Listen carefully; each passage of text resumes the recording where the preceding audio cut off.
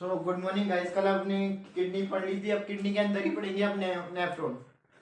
तो nephron functional और structural unit है किसकी? किडनी की। जैसे कि अपनी बॉडी की फंक्शनल और स्ट्रक्चरल यूनिट है सेल। सेल से बना होता है टिश्यू।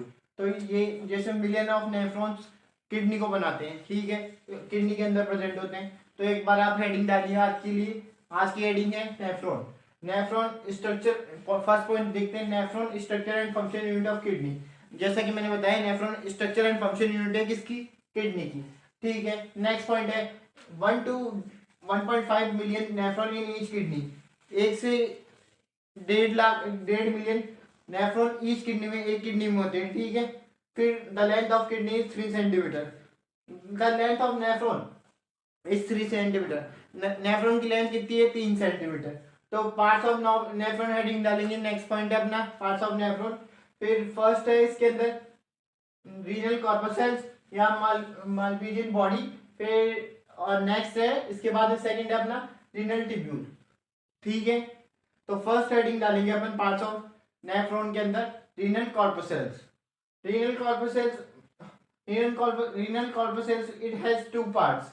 इसके भी कितने पार्ट है? रीनल कॉर्पसेल्स के भी 2 पार्ट है, ग्लोमेरुलस और बाउमेंस कैप्सूल। तो एक बार आप ये नोट कीजिए, फिर अपन आगे कंटिन्यू करते हैं। इसके बाद में फर्स्ट हेडिंग डालेंगे, फिर ग्लोमेरुलस, फिर उसके बाद में बाउमेंस कैप्सूल। तो फर्स्ट अपन एक्सप्लेन करेंगे ग्लोमेरुलस, फिर उसके बाद में बाउमेंस कैप्सूल पढ़ेंगे, ठीक है। आप नोट कीजिए, स्क्रीनशॉट भी ले सकते हैं, ठीक है।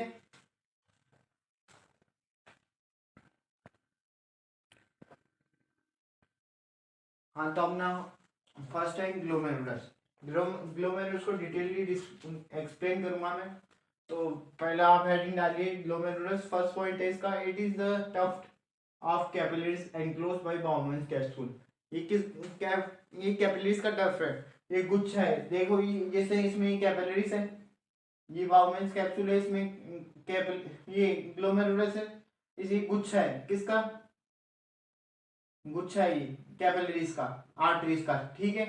Tuft of Bowman's capsule, capsule Bowman's capsule में एनक्लोज है, ठीक है।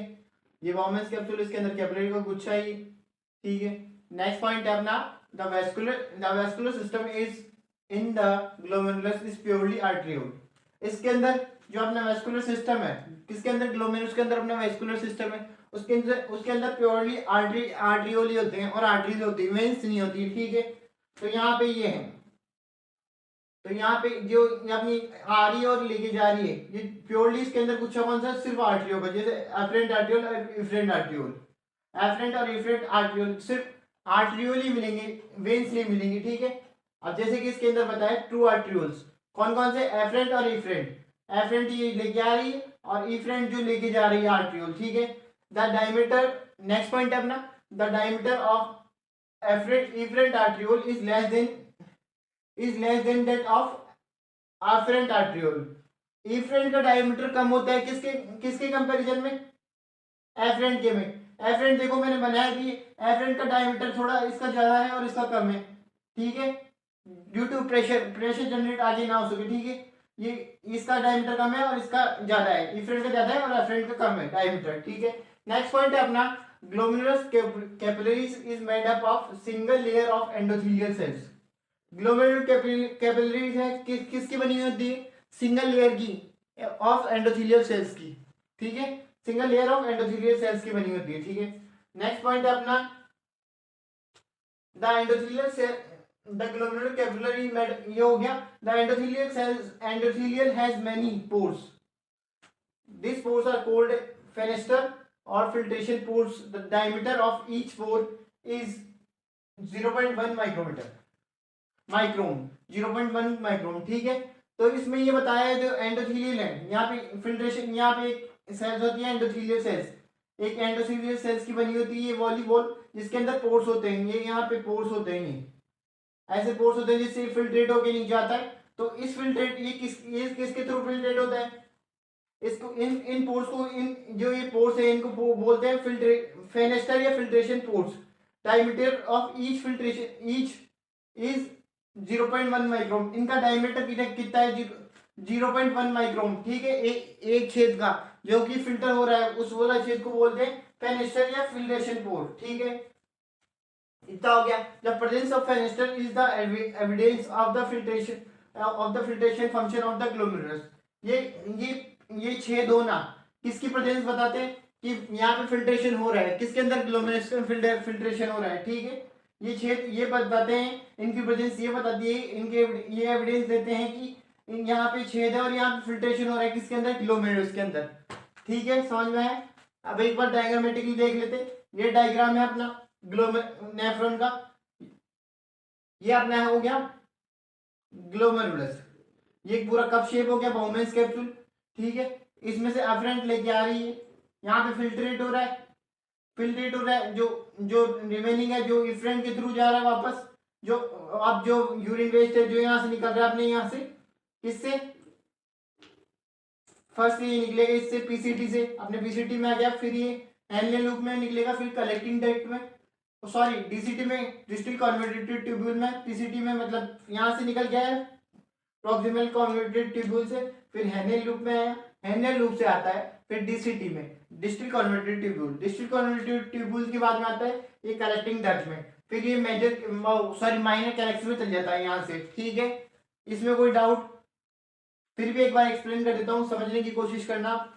ये एक बाउमेंस ग्लोमेरुलस है जो कि कैपिलरीज का बना होता है, जिसके अंदर ये ग्लोमेरुलस अपना इमेजिन करना, ग्लोमेरुलस है जो कि ये कैपिलरीज के गुच्छे का बना होता है। इसमें खूब सारी कैपिलरी इधर से भी आ रही है और इधर से भी आ रही है, तो दोनों मिलकर आर्टरीज, सिर्फ आर्टरीज ही आ रही है, तो इससे जो लेके आ रही है, जो एफरेंट आर्ट्रियोल जो लेके जा रही है, जो इफरेंट आर्ट्रियोल, ठीक है, जो लेके आ रही है जो एफरेंट आर्ट्रियोल और जो लेके जा रही है जो इफरेंट आर्ट्रियोल, इसमें ये पोर्स होते हैं, अपने बाउमेंस कैप्सूल में पोर्स होते हैं, इन पोर्स को बोलते हैं क्या, फिल्ट्रेशन सिल्स, फिल्ट्रेशन फेनेस्टर या फिल्ट्रेशन पोर्स। इन पोर्स का डायमीटर होता है 0.1 माइक्रो, और इसके थ्रू ये फिल्ट्रेट होता है, ये एविडेंस देता है कि यहाँ पे ग्लोमेरुलस में फिल्ट्रेशन होता है, ठीक है। ये डायग्राम हो गया और ये एक्सप्लेनेशन हो गया, इसके बाद में अपन कंटिन्यू करेंगे आगे बाउमेंस कैप्सूल। आप नोट कर लीजिए एक बार, ये स्क्रीनशॉट भी ले सकते हैं।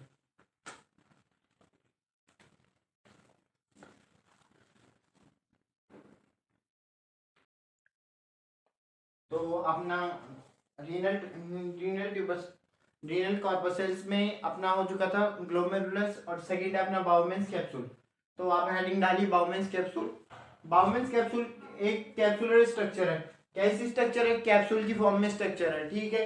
फिर नेक्स्ट है अपना, इसकी 2 लेयर्स होती है, कौन सी, एक तो आउटर पैरेटल और एक इनर पैरेटल। इसमें ज्यादा कुछ नहीं डिटेल लिखने को, बस इतना ही है। फिर नेक्स्ट अपना 2 पार्ट थे अपने नेफ्रॉन की, कौन कौन से, एक तो रीनल रीनल कॉर्पसेल्स और सेकेंड है रीनल ट्यूब्यूल्स। तो सेकेंड है डालेंगे अपन renal tubules. It is made up of 4 parts. कितने पार्ट्स में बना होता है, 4 पार्ट्स में बना होता है, ठीक है।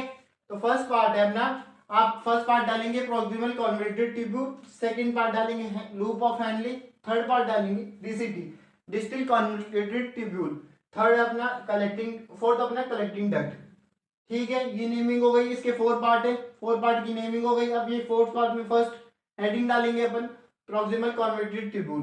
प्रॉक्सिमल कन्वर्टेड ट्यूब्यूल मतलब इसको पीसीटी, शॉर्ट फॉर्म में पीसीटी। तो फर्स्ट पॉइंट डालेंगे इसके अंदर, PCT arise from Bowman's capsule. PCT कहां से निकलता है, बाउमेंस कैप्सूल से, इसका मतलब ये PCT arise from Bowman's capsule, ठीक है। It is situated in the cortex region of kidney. कौन से रीजन में, कौन से रीजन में होता है अपने पीसीटी, कॉर्टेक्स रीजन में। किसके, कौन से, कहाँ पे कॉर्टेक्स, जो आपने डायग्राम बनाया था उसके कॉर्टेक्स किडनी का डायग्राम बनाया था स्पेशली कल पिछली क्लासों में, वो किडनी की कॉर्टेक्स वाले रीजन में होता है, ठीक है। आउटर कॉर्टेक्स, इनर मेडुला वाले में। तो आउटर कॉर्टेक्स होता है, उसमें कौन सा होता है, प्रॉक्सिमल कन्वर्टेड ट्यूब्यूल। तो नेक्स्ट पॉइंट है, it is continue as a descending limb of the Henle. कहां से कंटिन्यू होता है, descending limb of Henle loop, descending limb of Henle loop से कंटिन्यू होता है, ठीक है। आप फिर नेक्स्ट है brush border cuboidal epitheliums are present. कैसी कैसी बॉर्डर होती है इसकी, ब्रश बॉर्डर होती है, ब्रश शेप में क्यूबोइडल एपिथेलियम सेल्स प्रेजेंट होती है। और इसके बाद में अपन नेक्स्ट करेंगे लूप ऑफ हेनले। तो आप एक बार ये नोट कीजिए, फिर इसके बाद में कंटिन्यू करते हैं अपन।